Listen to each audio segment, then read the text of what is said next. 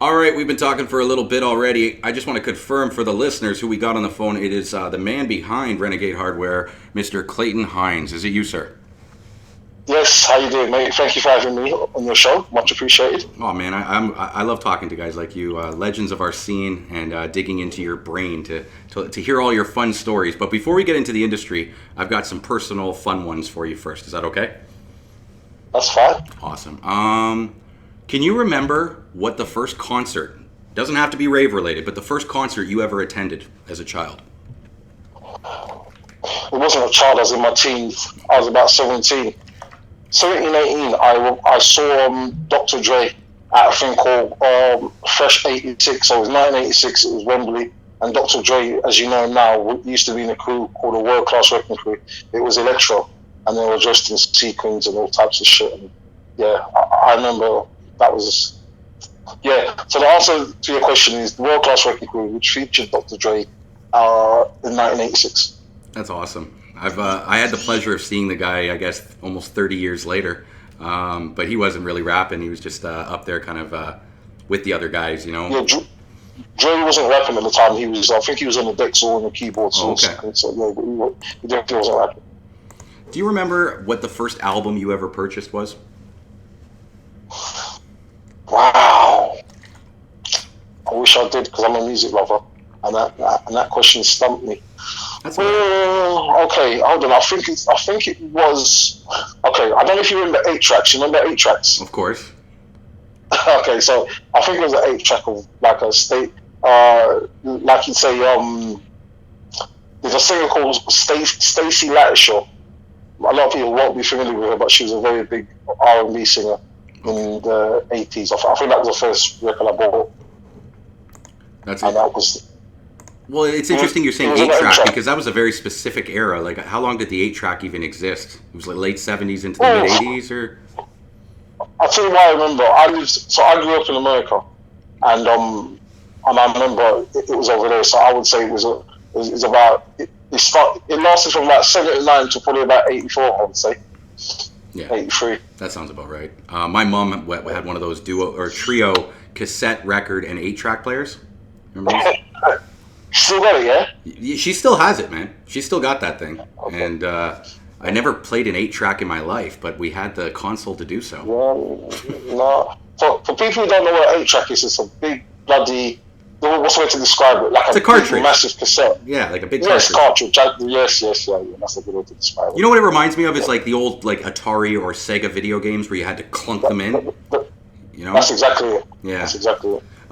Okay, let's dive into some industry ones. Now, you being around from before jungle was a thing. Most people I ask when was the first time you heard jungle music, but you were before that. So to you, I want to ask, what was your first underground or rave experience? Okay. Me and my girlfriend's friend at the time, we were bored. And it was a Saturday night, and we was like, what should we do? He was like, you know what, let's go to Trafalgar Square, we can find something. Anyway, we went to Trafalgar Square, which is like the centre of London, and this guy was handing out leaflets, and it said, do you want to go on like a mystery magical bus? So he was like, yeah, why not? So you pay £20 to go on this bus, and you don't know where the bus is going. The bus is going to take you wherever it takes you.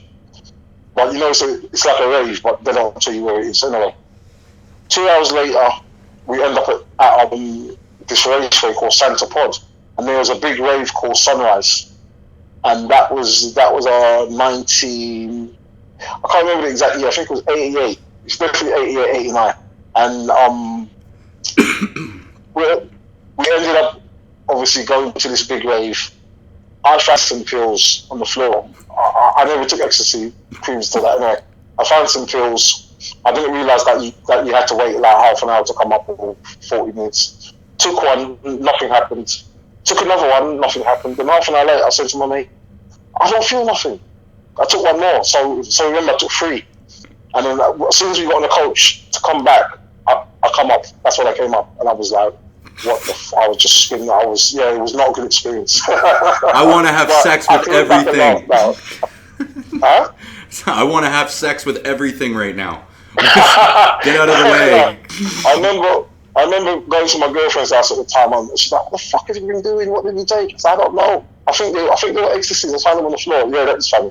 I had some funny moments. But yeah, that was my first rave that I remember. You know what? And Like, before we go any further, I want to sidebar and tell you a similar story that happened here in Toronto recently. I don't know if you're aware, here in Canada, we've legalized marijuana. And yes. it's all over the place. There's a lot of gray areas. Like, you're not allowed to go to dispensaries, but they're out there, and they sell these edibles and stuff, right? Well, the police raided one of these places, one of these dispensaries, and the cops decided to eat some of the marijuana, some of the edibles, right? And the police officers did the same thing you did. They ate some, didn't do anything, so they ate more. And 45 minutes later, 2 of our Toronto police officers were found in a tree. In a fucking tree. And they were high as a kite, in uniform, up in the tree. From eating the edibles from the place they raided. And this made it, the thing that I love is I read this story and I went, where in the world did this happen? And I saw it was my city. And I was like, oh my God. That's our police. Oh, that's crazy. Yeah, that's nuts. Our mayor's smoking crack and our cops are up in trees. But, yeah, I heard your man's a bit of a live one, man. That guy, to be honest, God rest his soul, he passed away. Rob Ford. He was our... How did he die? He had a cancer. He developed, I think, a type of cancer. Okay. So he didn't take his life. It was just natural illness. Yeah, and it was quick, man. Like he had been stepped down from his position, and then like a couple months later, it came out that he had been diagnosed with cancer, and like a month later, he died. It was really quick. But yeah, and to be honest, man, I was always a supporter of that guy, despite all of the craziness around him. I loved him as a person. He was a good guy. Some of the stories I heard, I'm like, is this really guy, man? Or is he a fuck? Yeah, which one? You know? Okay, anyways, back to the industry stuff. Can we go back to, I think it was 95 that you started with a friend of yours, Renegade Hardware. Can you tell me about what the mission statement was, why you started that label? Right. So I've got to take you back a bit so that you understand how hardware came into play. 1993, we started, or 92, we started a label called Trouble and Rhino, which was, at the time, it was, I wouldn't say jungle, because jungle wasn't around then. It's kind of, we were making hardcore. And then, once we moved studios, 94, we set up a label called Renegade Recordings for the more liquid, jazzier type of beats. You know, the more Fabio Bookham type of liquid beats. And 95, we saw the scene changing, and I thought, you know what? Let's set up a label for the more experimental type of sound and stuff, because Trouble and Rhino by then was making kind of hip hop influence. People like to call it jump up now, but back then it was just party music, Saturday night music. But in 94, we set up Renegade for the more liquidy stuff, and then 95, I saw the scene changing, and we set up Hardware to put out the more experimental, dark, futuristic beats, basically. And the first release on the label was D-Bridge and now Dini, who recorded under the name Future Forces. And eventually they left Hardware to set up that company. Interesting. And so basically Renegade Hardware was formed then to create a separate sound. Like you already had these other labels that were pushing one certain sound. Yeah. By 95, Tech Step was big. And I got to big up Nico from No U-Turn. He kind of, to me, Nico's the godfather of that sound. And Hardware was pretty much influenced by what No U-Turn was doing. But it was a label just to put out the stuff that wasn't really danceable. The more left field, experimental, kind of darker stuff, I would say. It's the best description I can give. Well, and that's, to be honest, it makes sense because it's exactly what it was. It's amazing that that's the sound that ended up taking off, and I believe you were with that label for more than 20 years. Is that safe in saying? I think one of the reasons why Hardware has got so much love, we've never kind of, our mission statement has always been the same. We don't do fads. We're not going to put out music just to make money or because it's current and cool and popular. We wanted to put out more left field kind of stuff, and it works. It worked, and your brand, to be honest, the brand as well, not just the sound, but your branding was amazing. The visuals. Well, one of the things I would say helped the brand. We had a 11-year residency at what a lot of people consider at the time was the best. Well, it was the best club in London. There's no ifs or maybes. So that kind of helped us because obviously we were there for 11 years and we do bi-monthly and we done CD packs tape packs, CD packs that went around the world and got our brand known and got DJs known in folk tunes. So it wasn't by accident.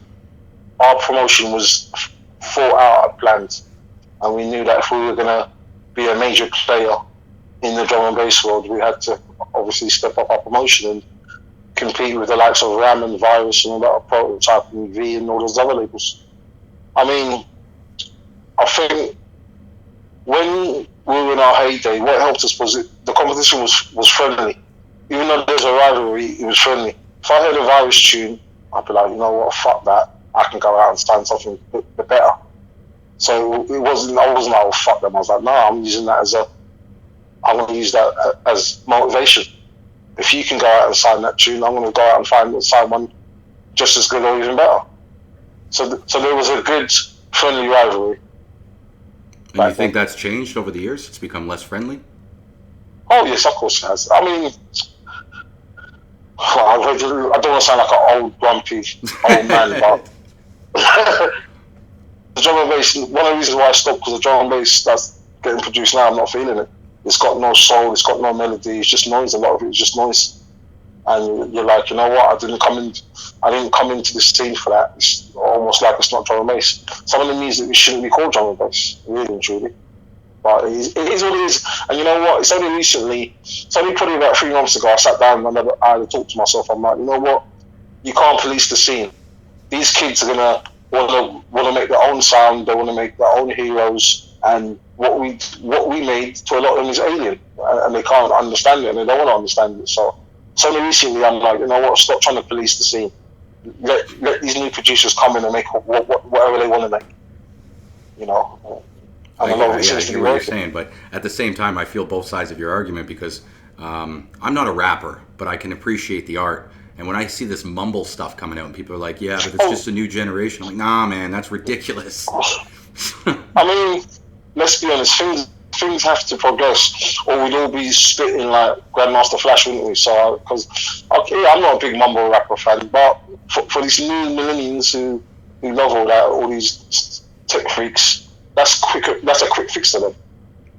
You know, for everyone who likes mumble rap, some people want to hear the good hip hop from the 90s or the 80s or whatever. So everything's got its place, man. I've just got to admit to myself that I'm older now, and my tastes are not going to be the same they were 25 years ago.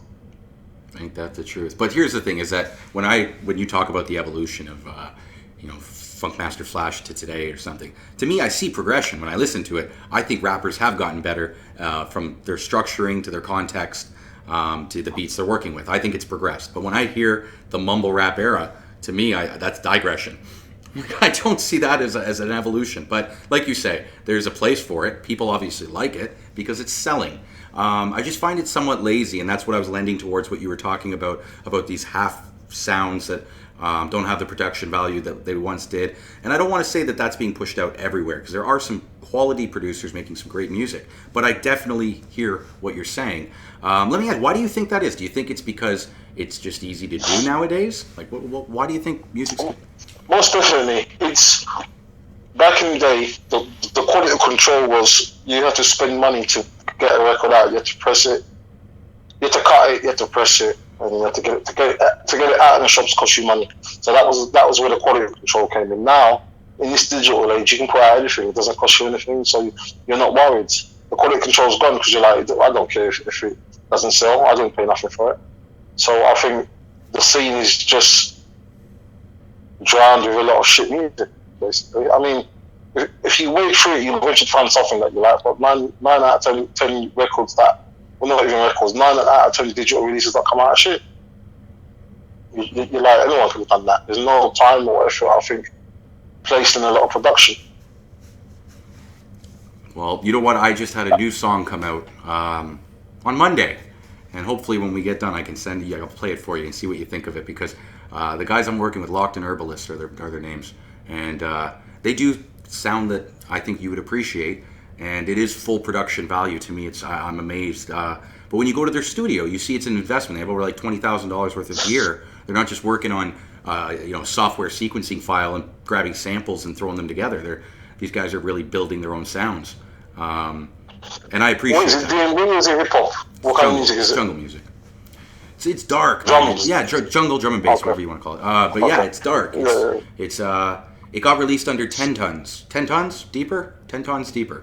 Okay. So I was thrilled that I got actually a message from the guy saying, "Hey, you got to take that song off."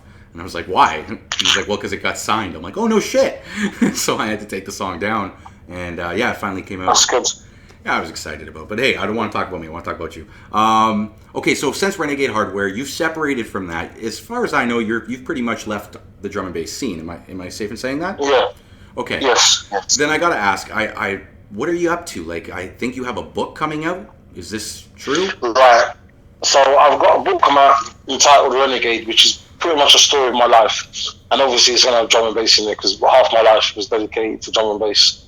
That's kind of that's available to get on the pre-order now from drumandthebass.com, and then just go on the Bandcamp site you can order it. So yeah, I'm the book's got. I've got a couple more days on the book, then it's finished. It's taken me since April. I started on it, and it was a journey, man. It was more of a spiritual journey as well. I got a lot of things off my mind that I had inside me since I was a child and whatever. So it was good from a therapeutic point of view. Plus, not just a therapeutic point of view, also a history point of view. Because left up to the media, they're not going to report what I did. So I put a lot of accolades of what I've done and who I found and how Hardware got big. And I think it's a good read. If you're into drum and bass, it's an essential read. Well, one thing I find interesting, sorry, go ahead. And I also talk about my infamous beefs I've had with people in the industry, and I talk about my battle with depression, my battle with anxiety, and just normal life shit as well. So I think it's a good read. No, it's great. I know a lot of people that know you that would love to read this because we love reading what you have to say. The thing I find interesting, though, is if I'm not mistaken, you recently put an excerpt out that DJ Lush had written for your book. Is that right in saying? Okay, you see it. Yeah. It's a forward. It's the forward in my book. Yeah, done the forward for me. Well, so my question is, have you done a lot of that where you've reached out to other artists to be a part of this book? Are we going to see other people writing in here? I've got probably like 10 to 15 testimonials, which another person you might be familiar with. You've done the testimonials, Gremlins. He's a good man. He's a good mate of mine as well. So I've just got people who I'm cool with just to write how they met me and any funny stories type of thing. It's awesome. Well, when I do put this up, I'll put that link that you were talking about for Bandcamp so people can. Yes, cool. And cool. Follow him if you want to follow where it's going to be. Follow this man online. He's easy to get a hold of. Cool. Okay, what changes? We kind of touched on it, but I want to see if there's maybe a broader answer you can give. What is the biggest changes you noticed in the scene from the day you started to the day you left?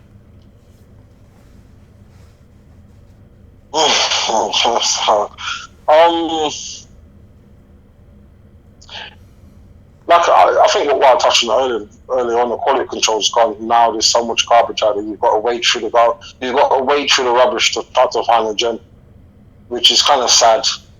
But I suppose now anyone can make tunes almost. You get some software, you get some plugins. You pretty much got your own studio. You can, and that's why most of the tunes sound the same because everyone's using the same kit. Everyone's using the same kit. It's going to be kind of boring, painting by numbers almost. That kind of happened. I remember, I don't know, like late 90s, early 2000s, I'd grab these tape packs that would come out and it would be the same 8 songs being played in a different order by 10 different DJs. I'm like, when are they going to come up with new music, man? But it's... After one, I guess a bit boring. Yeah, totally. But, all right, I got 2 fun questions to wrap this up before we go, okay? You're from America, so you're definitely familiar with Mount Rushmore, right? Yeah, I wasn't born. Okay, let me tell you how my American connection came.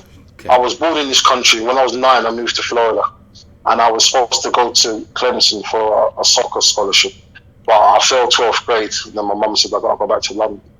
So I done my schooling in America pretty much. So you're saying you're asking me what 5 would I have a Mount Rushmore? Yeah. What I was going to say is if you created a drum and bass Mount Rushmore, who would your 4 faces be? Yeah, how many faces am I allowed on there? 4. Is it 5 or 4? It's 4. On Rushmore, is it 5 or 4? I'm sure 4. It's 5. No, it's 4. Mount Rushmore's 4 faces. But Okay, you know what? I'll 40. give you the fifth if you want. We will have an extra little bit of rock there for you to carve out a fifth face. Right. All right. Okay. I have to, and this is not me being conceited or big headed, but I would definitely have to be on Mount Rushmore just for the amount of people I brought through in the scene and the amount of parties I've done and records, and I'd be there. I wouldn't say I'd have to be the first one in there, but out of the five, I would count myself in there. Okay. I would put Bookham in there Okay. because it's very, very, to me, Bookham created a genre. And it's very rare you can say someone actually created a genre like that whole liquid kind of thing. He came with that at least. And I like the fact that he stuck to his guns. Because what he was doing wasn't popular, but he was like, fuck it. I'm doing it, I believe in it, and eventually it worked. So I'll put Bookham on there. See, it's also, what's the criteria? Is it someone for the DJing ability or the longevity as a label boss?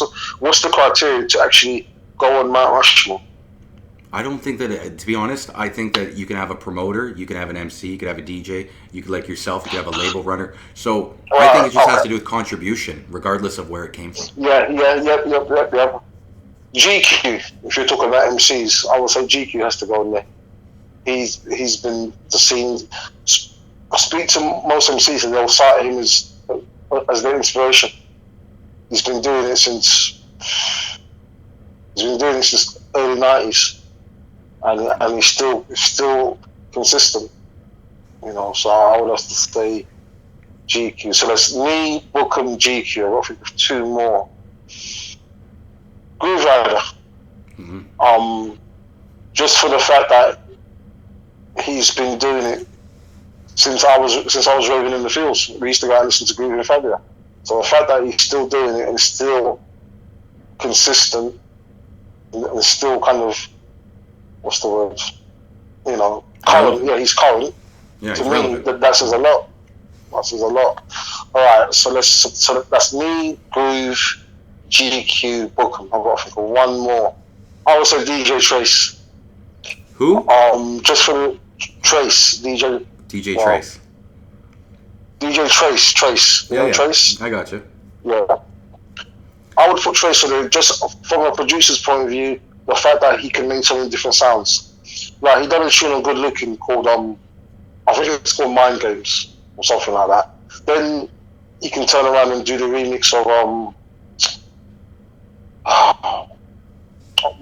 I've been smoking weed, so my mind's a bit blank. But no, I would say Trace, just for the sheer fact he can make so many different type of tunes. He can make atmospheric tunes, he can make rollers, he can make dance floor smashers. Newton Jazz, that's it, sorry. If anyone can, if you got a chance, listen to DJ Trace, the Newton Jazz relic. That tune for me brought in the whole tech step sound. And the Hardware kind of built it. Hardware's early days was built on that whole tech step sound. So yeah, me, Bookham, Groove, GQ, and Trace is my Mount Rushmore. I love it. Okay, last one for you. Once again, this time I definitely will give you 5. If you were to put 5 items in a vault that had to encapsulate the rave culture, what would the 5 items be? Tape pack, for one, definitely. Because the tape pack is what started the whole thing. Maybe I'm going a bit deep, but I'd put a dub plate in there to signify how important the dub plates were.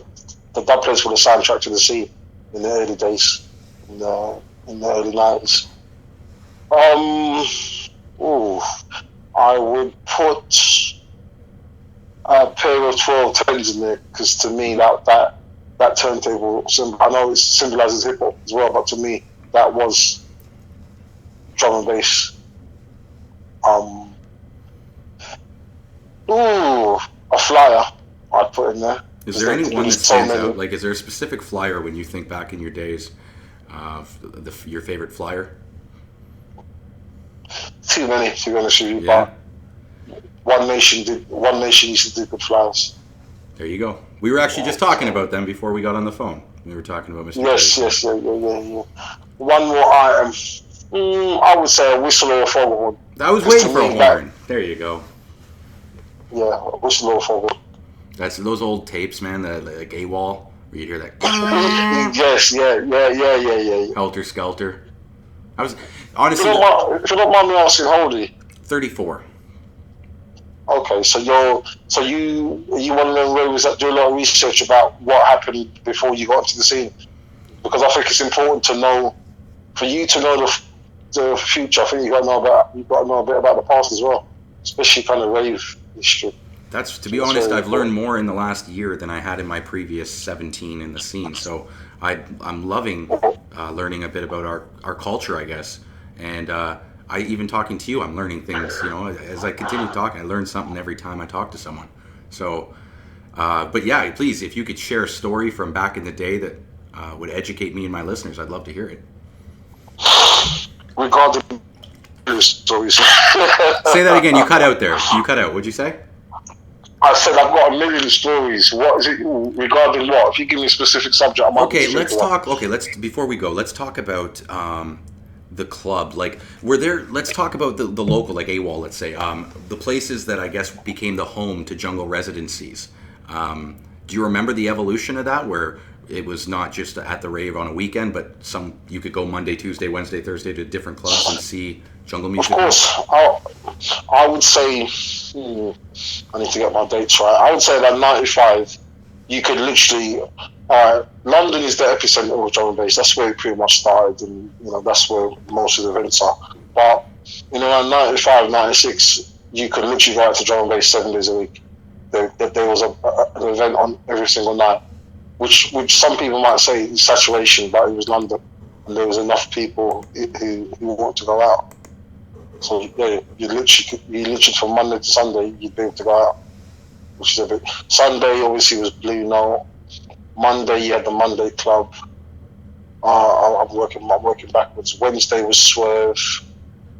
Thursday was Barumba. Obviously Friday was a million and one places. So to be honest with you, I think the only actual night that I can remember is probably Tuesday. I'm not sure if there was any residencies on a Tuesday, but all the other six other nights I had residencies Gotta wonder for a long period of time. what was wrong with Tuesdays. Like, why wouldn't you? Yeah, you know what? It will come back to me. I know there was a lot on the Tuesday, but I don't think it lasted that long. But I do know there was at one point like every day was filled up with a night. Okay, hold on. Here, I'll ask you one more thing before I let you go. This is a bit controversial, but I know you're a guy who doesn't bow down to controversy. So I will ask, when you Google your name, which is something I did before we spoke, something that comes up is a Dogs on Acid article about what actually happened to Conflict. Do you want to talk about this? Are you okay to talk about this? I can talk about it, but to be honest with you, I'm going to skim over it because it's actually in my book. But I will talk about it. I mean, what did you hear? Oh no, I'll tell you a funny story. I used to do parties in Canada. I teamed up with a guy called Ryan, and we've done quite a few. We called them Sound Clash, and we've done them at. I was at that party. Okay, It was at the Luxor, okay, so Luxor nightclub. Right, yeah, Luxor, yeah, okay. So we've done about 3 or 4 parties, but one time I come over there to do a party, and some guy asked me to do a radio interview. I was like, no problem. I get on the radio. I can't remember the show. First thing the guy says to me, is it true you took a gun out on Conflict and took Messiah? And I thought he was joking. He's like, no, I'm being serious. That's what I heard. I'm like, well, obviously you heard from the wrong sources because that wasn't. Cut long story short, there's an infamous story which is it's in drum and bass folklore that we allegedly took or pistol whipped them or whatever, took a tune off these guys called Conflicts. Nah, the story that's circulating is so far from the truth. It's laughable.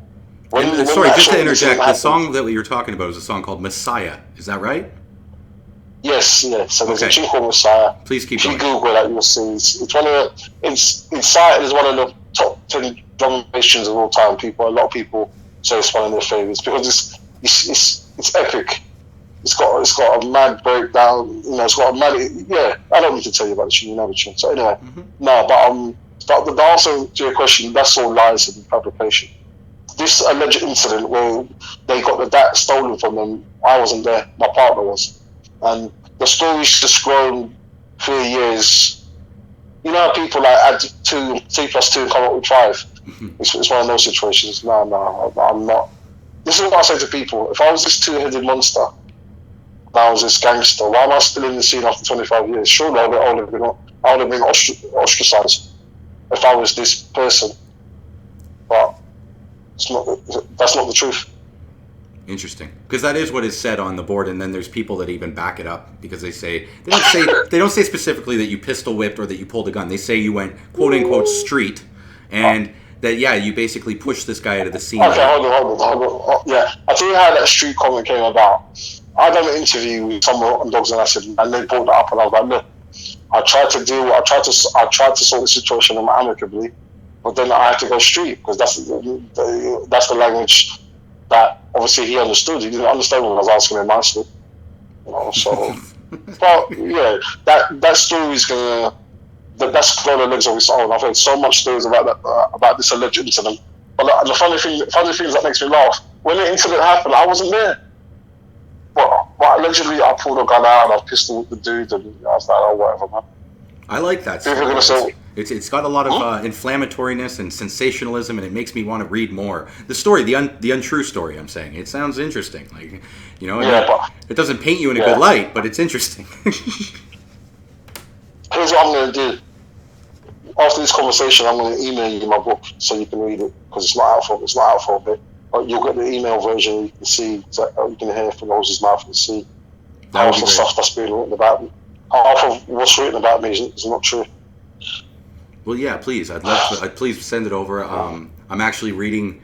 I'm not going to get into what I'm reading. Nonsense right now for bedtime, and it's like.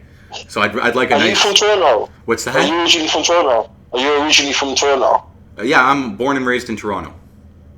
Yeah, your accent sounds just like Brad Lush. I'm speaking to you in this area. I'm thinking, wow, you two sound very similar, man.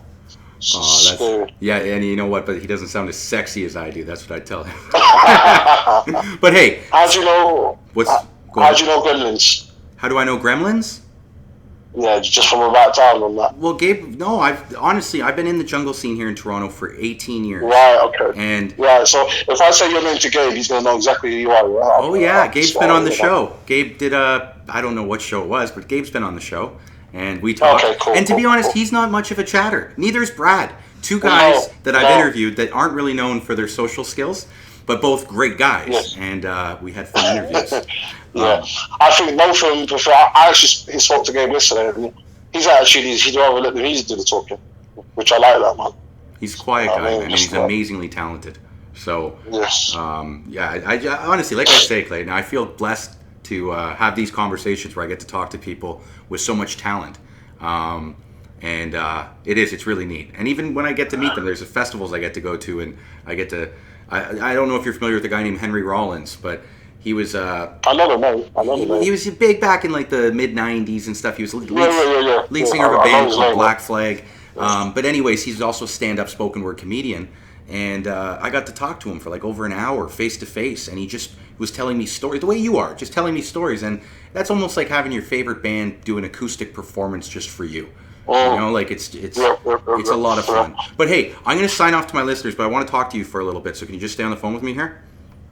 Cool. All right, awesome. Well, guys, I hope you enjoyed that conversation as much as I did. Once again, the book's going to be coming out soon, so I'll leave a link below for you guys to follow it. As always, thanks for tuning in, and until next time, peace out.